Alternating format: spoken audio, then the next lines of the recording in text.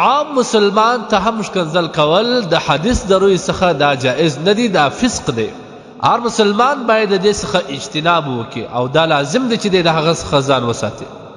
او حدیث شریف کې دا راځي چې انسان به پړ مخې په جهنم کې چولیږي یا ولویږي، د هغه غټه وجه دا دی چې د ده د ژبې د وجې څخه به ولېږي، چې د ده د ژبې د غلط استعمالېدو د وجې څخه دغه سړی به پړ مخې جهنم ته ولېږي.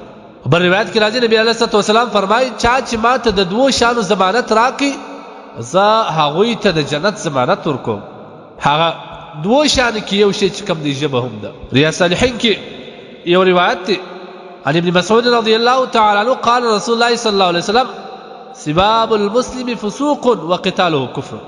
ابن مسعود رضی الله عنه سره روایت دی چې نبی علیه الصلوة والسلام وفرمایي چې مسلمان ته ښکنځل کول لا فسق دی او هغه قتلول دا کفر دی. او دا رقم ابي هريره رضي الله عنه روایت ان رسول الله صلى الله عليه وسلم قال المتصابان ما قال فعلى البادي منهما حتى يعتدي المظلوم. دا حضرت ابي هريره رضي الله عنه روایت چې نبی صلی الله علیه وسلم فرمایل چې یو در بل ته چې کوم ښکنځل سره کوي چې کوم سوای په هغه کې چې چا اول شروع کړی ده هغه سربراه دی تر هغه ساعت پورې چې دی پر مظلوم باندې زیادتی کوي. ولهذا عام مسلمان ته ښکنځل کول جائز نه دي. علماء کرامو ته د یو غیر ظاهري سبب بد ویل دا هم ناجایز دي.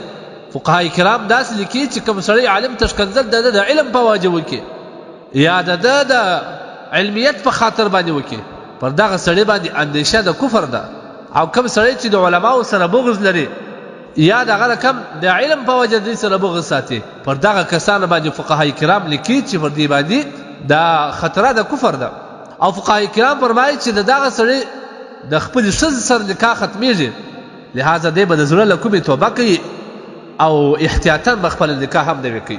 لهذا علماو ته بغیر د عذره، یعنی مطلب د عذر مطلب دا چې شخصي دښمني د هغه سړي د شخصیت په وجه باندې ستا یو تضاد وي، لیکن که د علمیت په خاطر د علم په خاطر د قرآن یا د ترجمې بیانولو په خاطر د بیان په خاطر باندې که یو چا ته د علم په خاطر ښکنځل وسي یا د هغه سره بغض وسي پر دې باندې خطره د دې ده چې د ایمان څخه د ایمان خطره ده. په دې مجموع الانهور کې حواله داسې ورکړې ده وفي الفزازیه فالاستخفاف بالعلماء لكونه علماء استخفاف بالعلم والعلم صفة الله تعالى فضلا على خيار عباده. د علماء توهین کول دا د علم توهین دی.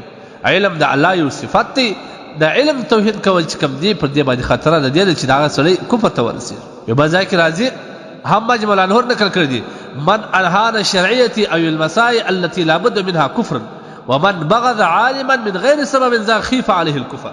چا چې د یو شرعي مسلې توهین وکړي چې دا زه نه منم دا څه کوم یا هغه کوم بل څه ویل یا عالم سره بغض عالما من غیر سبب ظاهر د یو غیر ظاهري سبب څخه چې شخصي تضاد وي دغه علاوه د غیر علم په خاطر عداوت سره وکړي پر دغه سړي باندې خدشه د کفر ده. ولو شتم فم عالم فقيه او علوي يكفر. که چا د عالم خولې ته ښکنځل وکړه چې دا خولې غلط الفاظ او عیاذ بالله مثلا د حدیث شوی چې دا غلط شان نو پر دغه کس باندې خدشه د کفر ده. اول ټوک 495 نمبر صفحه کې د دې تفصیلي وضاحت راغلی.